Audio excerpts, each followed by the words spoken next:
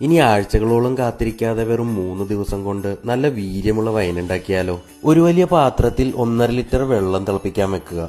വെള്ളം ചൂടായി വരുമ്പോഴേക്കും അതിൽ 1 കിലോ വൃത്തിയായി കഴുകിയ മുന്തിരി ഇട്ട് കൊടുക്കുക.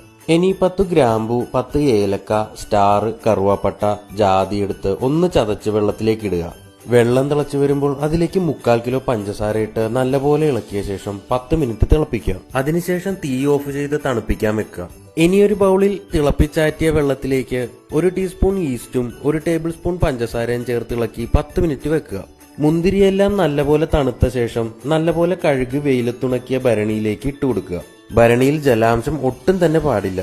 കൂടെ കലക്കി വെച്ച ഈസ്റ്റും കൂടി ഇട്ട് നല്ലപോലെ ഇളക്കി ഒരു കോട്ടൺ തുണി കൊണ്ട് മൂടിക്കെട്ടി അടച്ച് വെളിച്ചം കുറവുള്ള ഒരു ഭാഗത്ത് വെക്കുക. അടുത്ത ദിവസം അതേസമയം ഭരണി തുറന്ന് ഒന്ന് ഇളക്കി കൊടുക്കുക.